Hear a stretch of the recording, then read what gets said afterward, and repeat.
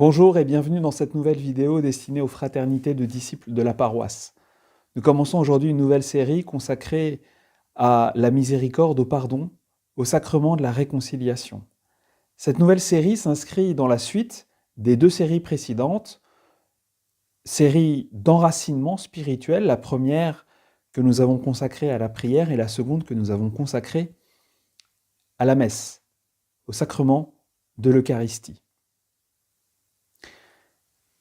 Notre vie chrétienne ne peut être autre chose qu'une rencontre avec le Père des miséricordes, le Dieu de toute consolation qui nous a envoyé son Fils.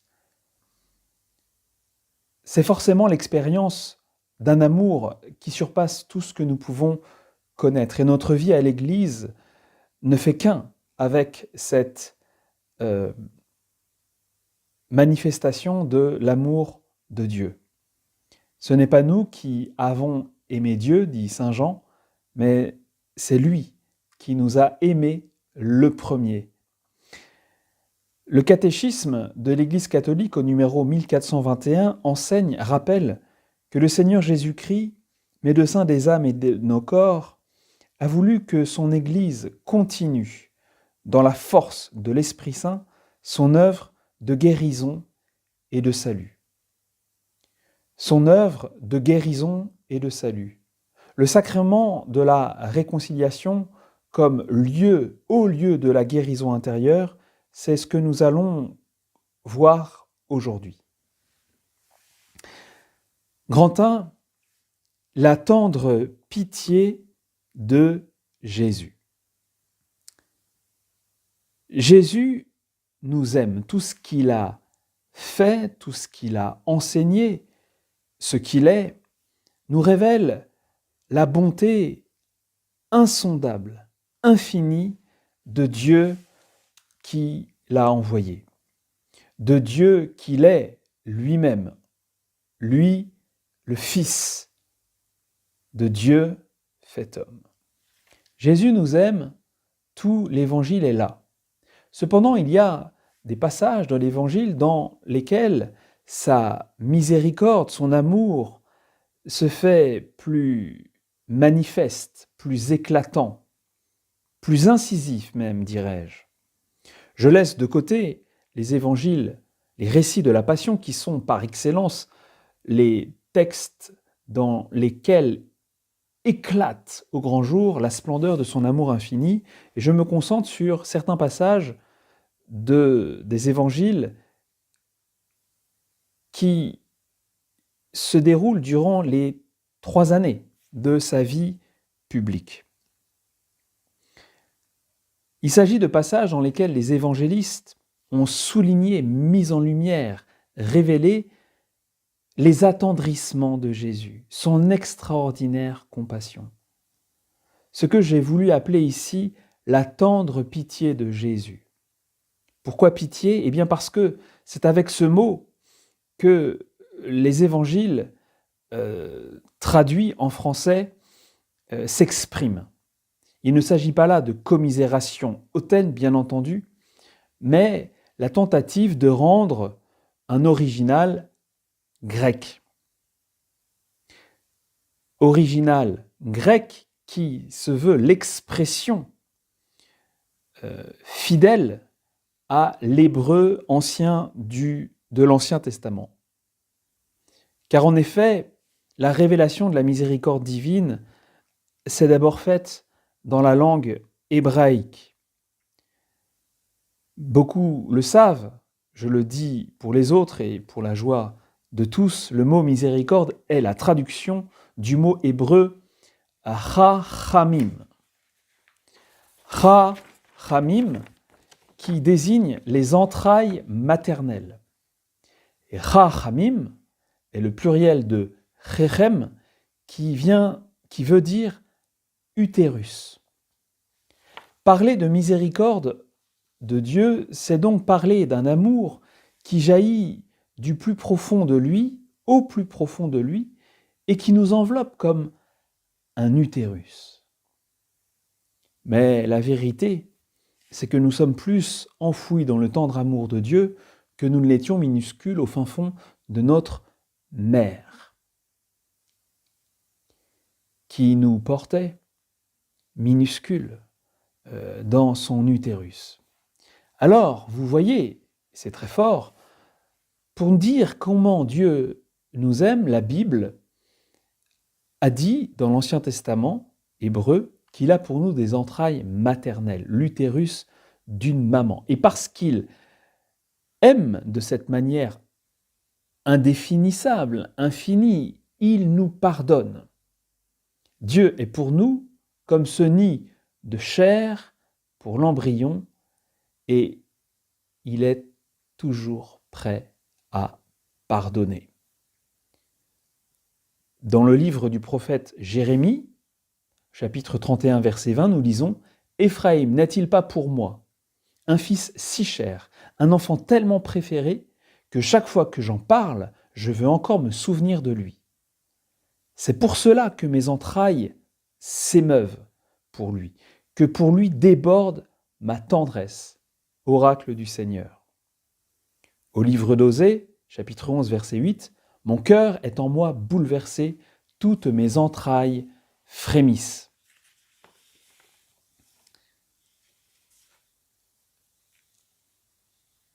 Ce cœur bouleversé, cet utérus divin, si j'ose dire, ces manières de parler de l'amour du Seigneur qui sont utilisées à maintes et maintes reprises dans l'Ancien Testament, nous les retrouvons dans les évangiles où Jésus se révèle être l'amour en personne, l'amour en chair et en os, la miséricorde incarnée, le Fils de Dieu fait homme. Dans de nombreux passages, je vous le disais, les évangélistes ont signalé ces attendrissements divins de Jésus. Ce sont les passages où ils nous disent que Jésus est pris, saisi de pitié, ou plus rarement touché de compassion. En tout cas, c'est ce que nous avons dans nos traductions en français. Cette pitié, tendrement compatissante, Jésus l'éprouve à la vue des foules, sans berger. Matthieu chapitre 9, verset 36. Foule dont il guérit les malades. Matthieu chapitre 14, verset 14. Infirmes qui l'ont suivi 3 jours sans rien manger et qui le bouleversent. Matthieu chapitre 15, verset 32. Jésus est bouleversé au contact de certains malades. Marc chapitre 1, verset 41. Matthieu chapitre 20, verset 34. Il est touché par cette veuve, une nouvelle fois endeuillée par la mort de son fils unique. Luc chapitre 7, verset 13. Chaque fois, nos Bibles disent que Jésus est pris de pitié. Mais, pour mieux dire, le terme employé là dans les manuscrits grecs est splachna. Splachna, terme qui désigne les entrailles maternelles. Donc terme très proche du mot hébreu employé pour parler de la miséricorde divine. Splachna, les entrailles maternelles. Voilà comment dans tous les passages que je viens de vous énumérer, il est question en grec de la miséricorde divine. À chaque fois, il faudrait traduire par « Jésus fut saisi aux entrailles comme une mère, il fut touché jusqu'au fond de l'utérus ». Alors c'est vrai que ça fait un peu bizarre de parler du Seigneur Jésus de manière aussi crue, mais enfin, la Bible, l'hébreu, n'est pas du tout un langage conceptuel, et c'est avec ces phrases très crues que nous pourrions restituer ce que la Bible entend nous enseigner, nous apprendre au sujet de la miséricorde du Christ Jésus lui-même.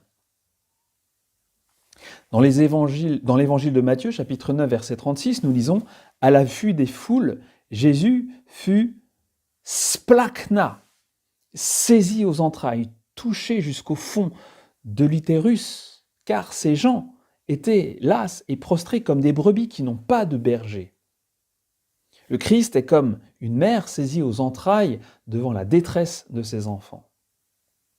Luc, chapitre 15, verset 20, texte que vous connaissez très bien, quand pour expliquer son attitude tellement aimante envers les pécheurs, Jésus raconte la parabole du fils prodigue, c'est ce même terme qui est employé pour parler de l'émotion du Père.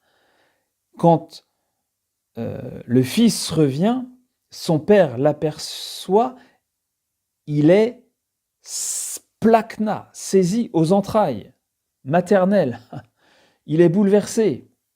Alors il court se jeter à son cou et l'embrasse tendrement.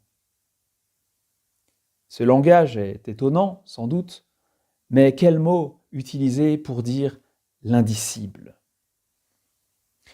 Saint Cyril d'Alexandrie, père de l'Église qui lisait le Nouveau Testament dans sa langue d'origine, disait tout naturellement « Dieu se féminise en aimant ».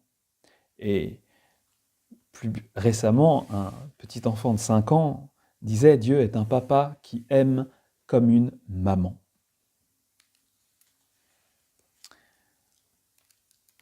Cette pitié de Jésus, on y a recours pour implorer une guérison. C'est le cas de la Cananéenne dans Matthieu, chapitre 15, verset 22. C'est le cas du père de l'enfant épileptique dans l'évangile de Matthieu, chapitre 17, verset 15.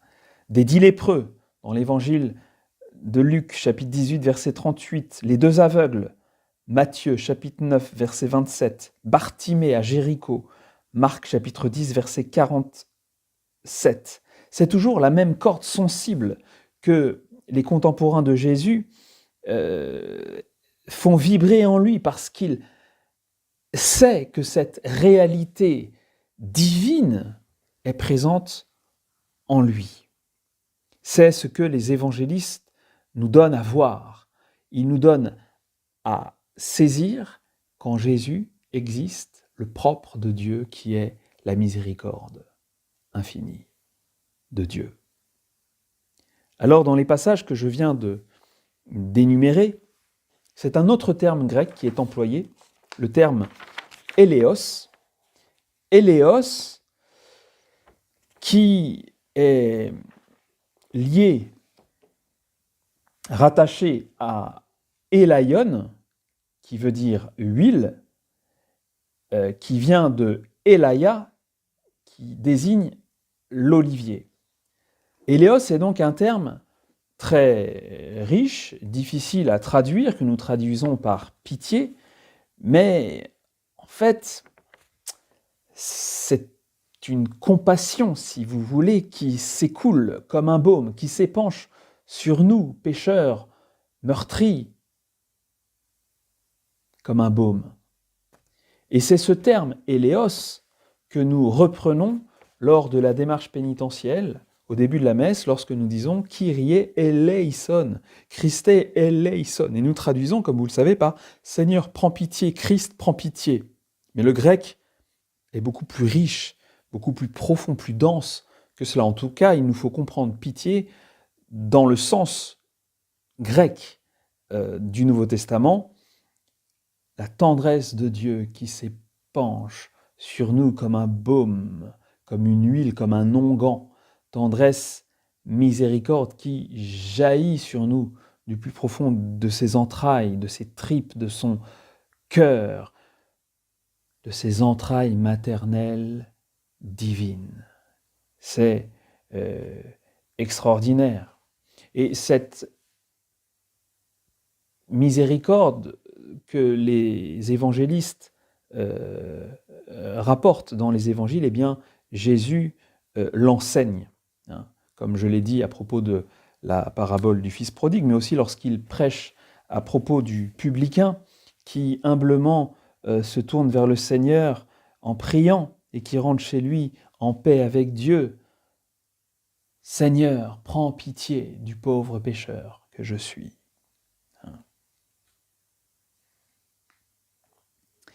Il est tout à fait remarquable que dans les révélations de Sainte Faustine, qui eut des apparitions, des colloques avec le Seigneur Jésus au milieu du XXe siècle, eh bien, le message soit centré sur la miséricorde divine comme l'ultime planche de salut pour l'humanité d'aujourd'hui, comme de tout temps d'ailleurs. Mais Jésus, qui s'adresse à cette religieuse polonaise, sans arrêt renvoie, pour parler de la miséricorde, à ses entrailles. Tout ce qui existe est issu des entrailles de ma miséricorde. Alors, vous comprenez qu'il y a là, pour ainsi dire, une redondance. Entrailles et miséricorde, c'est tout un. Dans un passage que j'aime beaucoup du petit journal, en fait il est très gros, de Sainte Faustine, il y a cette parole que j'aime énormément. Tout ce qui a été créé est contenu dans les entrailles de ma miséricorde, plus profondément que le petit enfant dans le sein de sa mère. C'est Jésus qui parle, vous voyez, en consonance parfaite avec l'Évangile. Et c'est bien normal que les révélations des saints soient en parfaite harmonie avec les évangiles.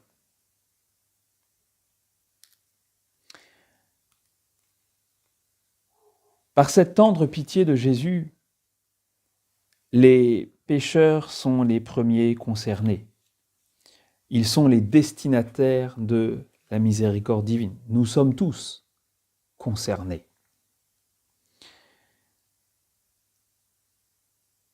La confiance en Jésus naît de cette rencontre avec la miséricorde. Le pécheur peut se fier à Jésus. Et nous voyons que dans l'évangile de Luc, chapitre 15, versets 1 et 2, précisément les pécheurs venaient tous à Jésus pour l'entendre. Les guérisons physiques opérées par Jésus, et j'en ai énuméré quelques-unes il y a quelques instants, font pressentir d'autres guérisons plus profondes. Si Jésus a multiplié les guérisons extérieures, c'est pour nous faire savoir qu'il est une autre guérison intérieure, qu'il est venu donner sans compter. Grand 2, une prédication pour les enfants malades, les pécheurs que nous sommes tous. Jésus prend soin de l'homme, il prend soin de tout homme, de tout l'homme. Mais c'est surtout vers les pauvres pécheurs, en tant que nous sommes pécheurs, qu'il se presse d'accourir vers nous. Il y a une parole que saint Éphrem, un père de l'Église, cite, c'est une parole de Jésus qui n'est pas dans les évangiles. On appelle ça un agrapha, un agraphone, pardon. Et on en a plusieurs comme ça rapportés dans la tradition. Et je cite celui-là dans l'ouvrage intitulé Le Diatessaron, « Là où est la douleur, là accourt le médecin ». C'est très proche de ce que Jésus dit et que nous connaissons. Ce sont les malades qui ont besoin du médecin et non pas les bien portants. Je suis venu appeler non pas des justes, mais des pécheurs pour qu'ils se convertissent.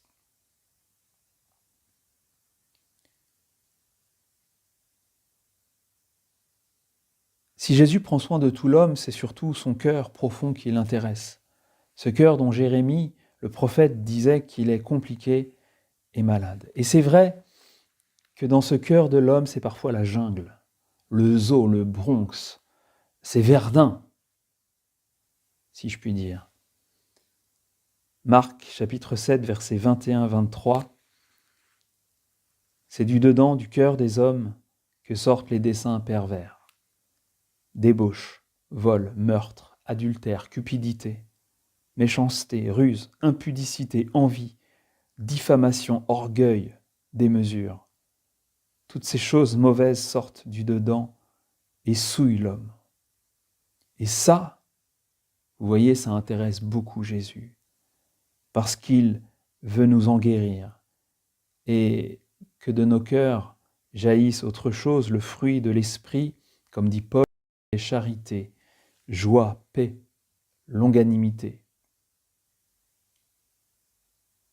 serviabilité, bonté, douceur,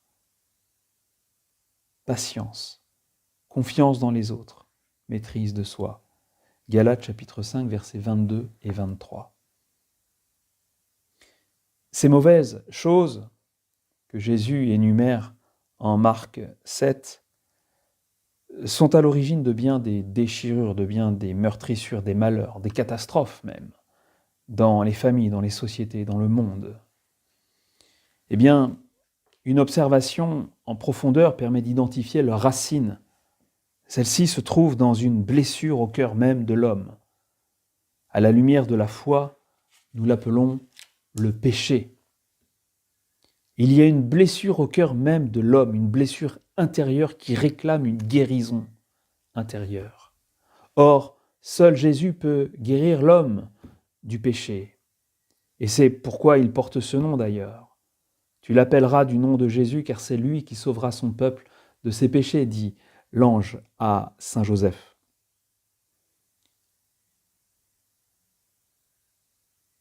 Moyennant le pardon, l'amitié filiale avec Dieu sans laquelle nous ne pouvons pas connaître la paix intérieure, nous sont rendus.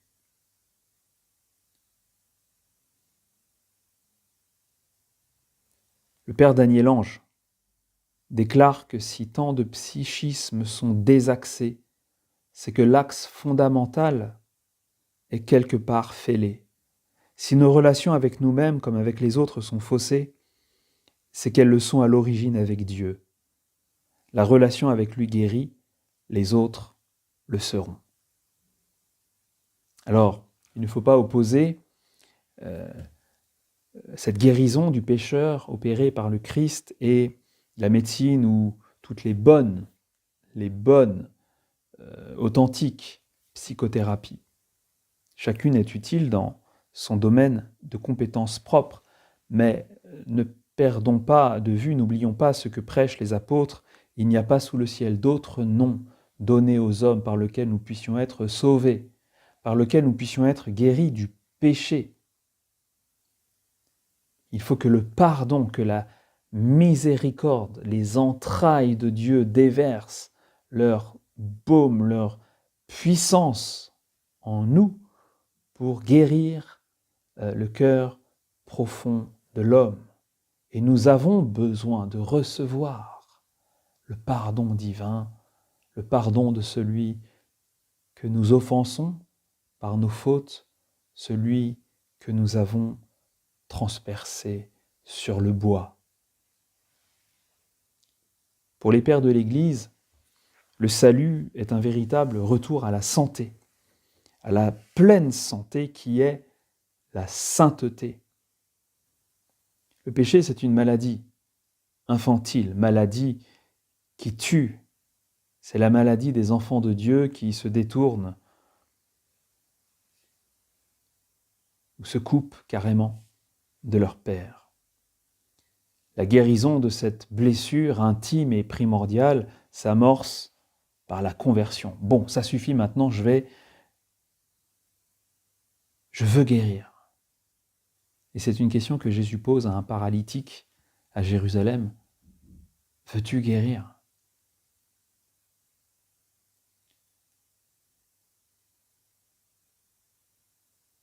La guérison sera le fruit d'une réconciliation avec le Père. Et la santé retrouvée au terme d'un long chemin de guérison, c'est la sainteté du Christ en nous, la vie du Christ en nous, la sainteté des fils et des filles de Dieu. Alors vous comprenez pourquoi le sacrement de réconciliation est appelé, comme c'est souligné dans le catéchisme de l'Église, catholique au numéro 1420, un sacrement de guérison. Grand 3, l'humble haut lieu de la guérison, du pardon. La tendre pitié de Jésus, qui nous a valu tant de guérison et de pardon dans les évangiles, continue d'y couler à flot. Là, nous avons accès aux entrailles divines. Là, la miséricorde est à portée de main, à portée de cœur, et elle nous attend toujours. Dieu toujours prêt à pardonner, le Christ toujours désireux de nous absoudre et de nous donner le baiser de paix, le pardon qu'il nous a obtenu par sa passion. Le même Jésus, la même compassion, la même tendresse, la même bonté, la même pitié. Jésus-Christ est le même hier et aujourd'hui, il est pour l'éternité, dit la lettre aux Hébreux, chapitre 13, verset 8. Mais la différence, eh bien, c'est que celui qui agissait autrefois au travers de sa belle humanité d'une trentaine d'années, Jésus de Nazareth, agit désormais en la matière, dans les sacrements. En l'occurrence, le sacrement de la réconciliation, la confession.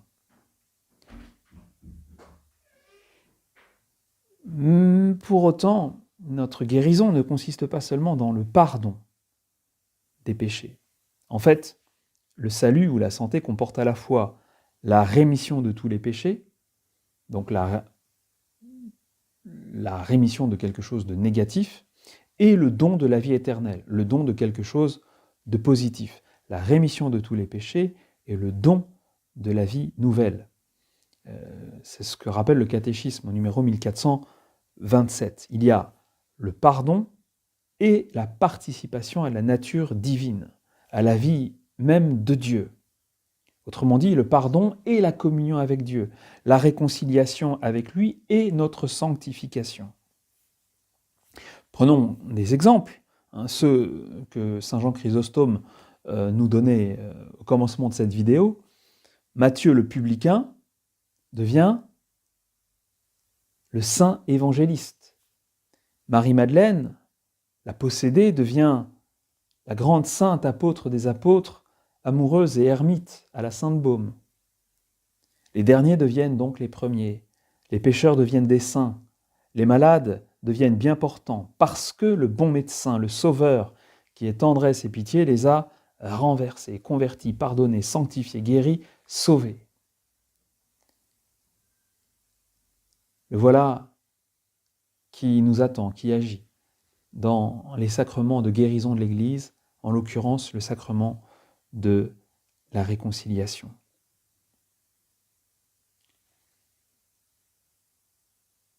Il importe de s'en remettre entièrement au Seigneur, de nous remettre entièrement entre les mains du bon médecin comme un faible agneau, une brebis malade dans celle du bon pasteur. Il importe de recourir régulièrement au sacrement de la réconciliation et nous verrons dans les vidéos prochaines comment nous y prendre, de quelle manière, quoi dire, quoi faire, dans quel état d'esprit, évidemment la confiance, mais on verra cela plus en profondeur, dans quel état d'esprit nous y rendre et à quelle fréquence.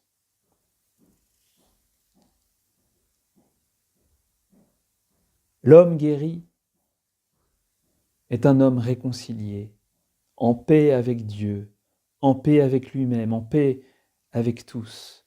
Il est un de ces bienheureux fils de Dieu qui a reçu la grâce de devenir artisan de paix. Bienheureux les artisans de paix, ils seront appelés fils de Dieu. Bienheureux les réconciliés, ils seront appelés artisans de paix.